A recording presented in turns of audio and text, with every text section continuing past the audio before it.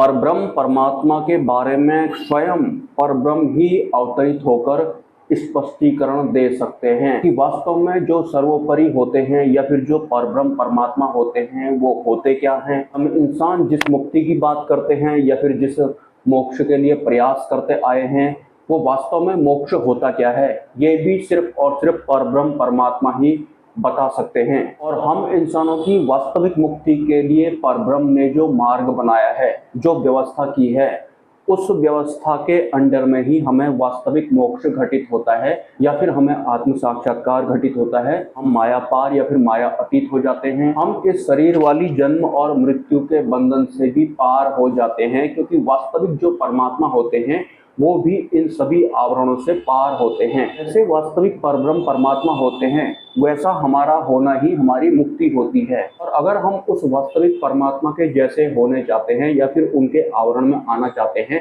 तो उनके द्वारा हम इंसानों के लिए जिनकी व्यवस्था की गई है, हमें उन अंतिम गुरु के शरणागत होना पड़ता है, उनके सानिध्य में आना पड़ता है। इसके अलावा हम इंसानों की वास्तविक मुक्ति का कोई दूसरा मार्ग नहीं है। जो परब्रह्म परमात्मा होते हैं उनकी पहचान अगर आपको मैं बताना चाहूँ तो अगर वो इंसान के रूप में इस पृथ्वी लोक में अवतार लेते हैं या फिर शरीर के रूप में जन्म लेते हैं तो फिर अन्य भगवानों की तरह या फिर अन्य देवताओं की तरह वो युग परिवर्तन करने के लिए नहीं आते हैं, वो किसी शत्रु का विनाश करने के लिए नहीं आते हैं, वो किसी नए धर्म का निर्माण करने के लिए नहीं आते हैं, या फिर वो ऐसे किसी भी ध्येय या फिर संकल्प के साथ अवतरित नहीं होते हैं जिसमें काल कर्म और माया शामिल होते हैं। जो वास्तविक परब्रह्म या फिर परमात्मा होते हैं वो काल कर्म और माया के पार होते हैं। तो जैसे वो होते हैं वैसा ही इस जीव को होना होता है। और हम ब्रह्म रूप कैसे हो सकते हैं या फिर हम परब्रह्म की भक्ति कैसे कर सकते हैं, इसके लिए भी अक्षर ब्रह्म सत्पुरुष की व्यवस्था की गई है,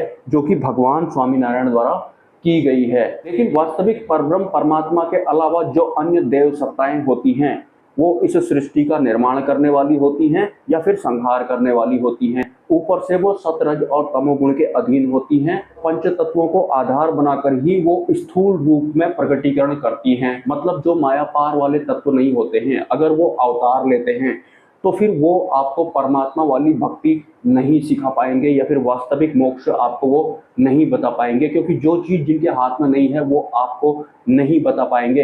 हाँ, वो युग परिवर्तन करने के लिए अवतार ले सकते हैं, वो किसी नए धर्म का निर्माण करने के लिए अवतार ले सकते हैं या फिर किसी राक्षस का संहार करने के लिए वो अवतार ले सकते हैं। लेकिन परब्रह्म ने अवतार नहीं लिया है, किसी अन्य ने अवतार अगर लिया है तो उनमें भी इतने गुण तो जरूर होते हैं कि वो बुद्धि और मन के पार जाने की बात करते हैं। जैसे कि मैं भगवान श्री कृष्ण का ही एग्जाम्पल अगर देना चाहूँ तो हालांकि जब उन्होंने अवतार लिया था तो उन्होंने मुक्ति मोक्ष का प्रतिनिधित्व नहीं किया था। घुमा फिरा करके उन्होंने काल कर्म माया या फिर मन बुद्धि के बारे में बताया जरूर था।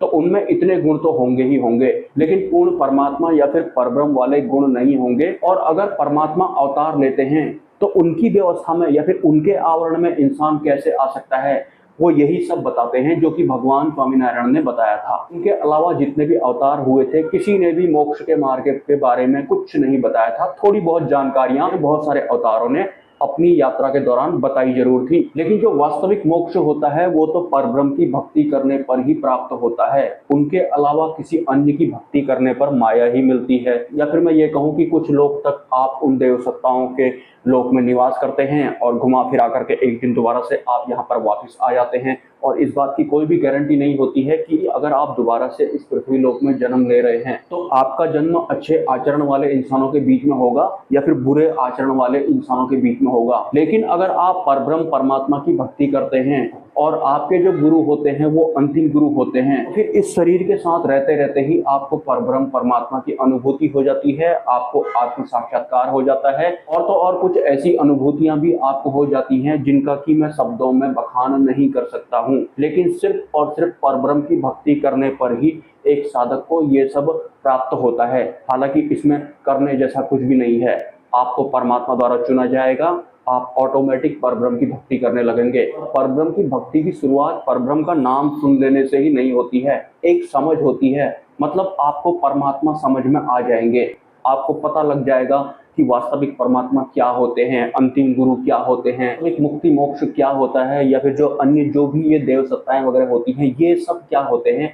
इस बात का आपको ज्ञान हो जाता है, मतलब आंतरिक स्तर पर आपको स्पष्टीकरण खुद ही मिल जाता है, कोई डाउट आपके दिलो दिमाग पर नहीं रहता है। और ये सब तब होता है जब आप अंतिम गुरु की शरण में आते हैं, अंतिम किताब का अध्ययन करते हैं, और जो ये पंच तत्व होते हैं इनका भी आपको ज्ञान हो जाता है, इनमें भी आपका ज्यादा इंटरेस्ट रहता नहीं है। सतरज और तमोगुण का भी आपको ज्ञान हो जाता है कि जो वास्तविक परब्रह्म परमात्मा होते हैं वो पंच तत्वों के पार होते हैं, वो माया के भी पार होते हैं, सतरज और तमोगुण के भी वो पार होते हैं।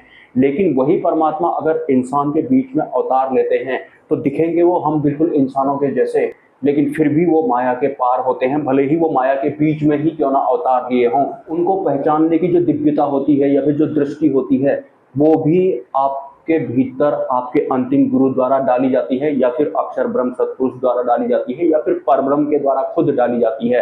अन्यथा परमात्मा जो इंसान के रूप में इस पृथ्वी लोक में आए हैं, एक आम इंसान उनको पहचान ही नहीं पाएगा। 50 करोड़ साल पहले जो भगवान थे वो उन पर ज्यादा विश्वास करेगा अगर उसका टर्न नहीं आया होगा तो। और अगर उसका टर्न आ गया है या फिर उसको परमात्मा द्वारा चुन लिया गया है तो फिर उसे साथ साथ इंसान के ही रूप में परमात्मा के दर्शन हो जाते हैं, आत्म साक्षात्कार भी उसका हो जाता है। मतलब किसी भी तरह का कोई डाउट वगैरह नहीं रहता है, ये बिल्कुल क्लियर हो जाता है स्पष्ट रूप से। बहुत सारे लोग अभी भी जो बुद्धि के अधीन हैं वो कभी किसी अन्य समुदाय में जा रहे हैं, वहां से कुछ ज्ञान इकट्ठा करके यहाँ पर टैक्स कर रहे हैं कि उनके बारे में बताओ, इनके बारे में बताओ। किसी के बारे में आपको नहीं जानना है, आपको अपने खुद के बारे में जानना है, और आपको अपने खुद के बारे में भी सिर्फ और सिर्फ भगवान स्वामीनारायण वाली व्यवस्था में जुड़ने के बाद पता लगेगा।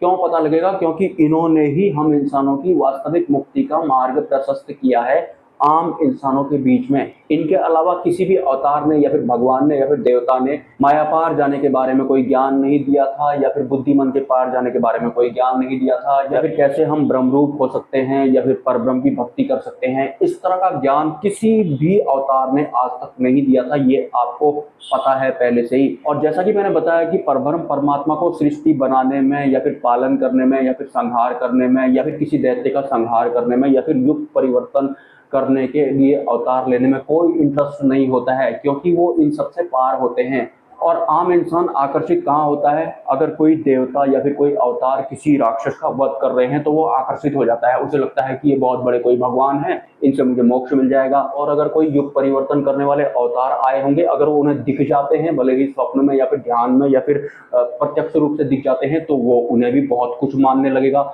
लेकिन जो वास्तविक परमात्मा होते हैं उनका युग परिवर्तन करने में कोई इंटरेस्ट नहीं होता है, ना ही किसी राक्षस को वो मारते हैं, ना ही किसी को वो पैदा करवाते हैं, वो तो बना करके दे देते हैं। बस पंच तत्व और बहुत सारी देव सत्ताओं को वो उनका स्वामित्व भी दे देते हैं। और ये सब जो प्रकट हो रहा होता है वो परमात्मा के आधार की वजह से ही प्रकट हो रहा होता है, लेकिन वो निर्लिप्त होते हैं। मतलब सब कुछ उनकी वजह से ही है, लेकिन इंद्रियों से हम ये जान नहीं सकते हैं कि अधीन जो शरीर वाली इंद्रियां होती हैं उसकी बात कर रहा हूँ। हाँ, परमात्मा के क्षेत्र वाली इंद्रियां अगर एक्टिवेट हो जाती हैं तो हम अनुभव जरूर कर सकते हैं कैसे परमात्मा की वजह से ये सब कुछ होता है। वास्तव में जो मूल आधार तो परमात्मा ही होते हैं, लेकिन परमात्मा कभी भी किसी अन्य देव सत्ता की तरह जताते नहीं है कि ये मेरे अंडर में है, मैं यहाँ का मालिक हूँ। और अगर कोई देव सत्ता अपने आप को आकाश का मालिक बता रहा है तो परमात्मा ऐसा भी नहीं बोलते हैं कि तुम ऐसा क्यों बोल रहे हो। असली मालिक तो परब्रह्म परमात्मा ही होते हैं, लेकिन वो कभी बोलते नहीं है। और हम इंसान खुद ऐसे ही होते हैं, ये मेरा है, ये इसका है करने वाले।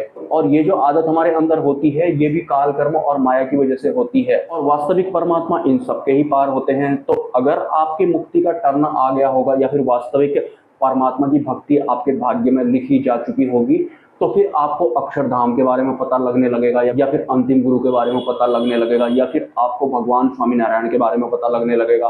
आप इस दुनिया में अलग थलग जैसे पड़ जाएंगे, आपका किसी भी चीज में कोई इंटरेस्ट जैसा ही नहीं होगा, और आपका जो जीवन है वो अधूरा जैसा ही रहा होगा। आपका कोई भी सपना जो कि माया वाला होता है वो भी पूरा जैसा नहीं हुआ होगा। लेकिन अभी आपका टर्न नहीं आया होगा तो मेरा सपना क्यों नहीं पूरा हुआ, इस तरह से आप छटपटा रहे होंगे।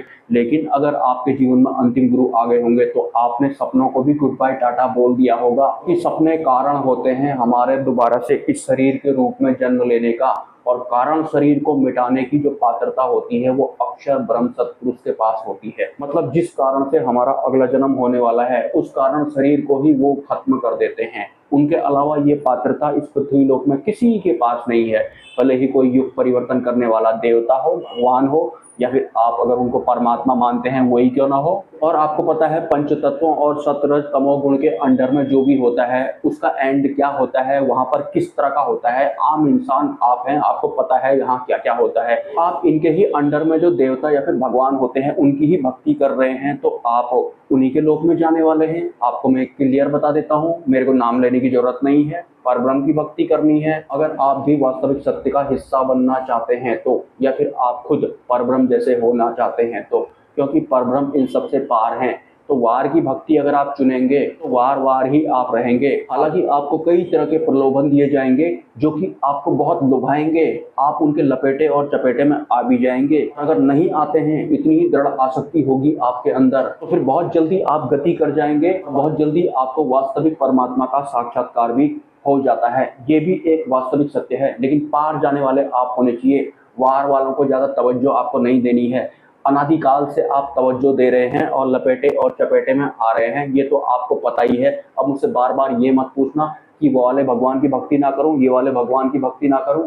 और यहाँ परब्रह्म परमात्मा से मेरा मतलब भगवान स्वामी नारायण से है। इनके अलावा परब्रह्म परमात्मा के बारे में अगर कहीं और आपको सुनने को मिल रहा है तो वो आपको भ्रमित भी कर सकता है, क्योंकि परब्रह्म परमात्मा खुद अगर चाहें तो ही वो अपने बारे में स्पष्टीकरण दे सकते हैं, जो कि यहाँ पर दिया गया है। 50,000 वर्ष पूर्व अगर परब्रह्म परमात्मा के बारे में आपको कोई जानकारियां मिल रही हैं तो आप उन पर भरोसा मत करना। कि परब्रह्म परमात्मा अपने आप को फेमस करने के लिए यहाँ पर अवतार नहीं लेते हैं, वो युग परिवर्तन करके या फिर किसी राक्षस को मारकर बहुत बड़ा अपने आप को कुछ दिखाते जैसा नहीं है। वो चुपचाप से आते हैं और जैसे वो हैं उसी तरह की व्यवस्था आम इंसानों को बता के जाते हैं। जो पात्रता रखते हैं या फिर जो होते हैं, जो वास्तविक सत्य को प्राप्त करना चाहते हैं, वो उनसे जुड़ जाते हैं। बाकी के लोग डाउट ही करते रह जाते हैं, वो तरह तरह की किताबें ही पढ़ते रह जाते हैं, या फिर उस धर्म की बातें ही करने में लग जाते हैं, या फिर इस किताब उस किताब की बात करने तक ही वो सीमित रह जाते हैं। वो अंतिम किताब तक पहुंच ही नहीं पाते हैं। नमस्कार।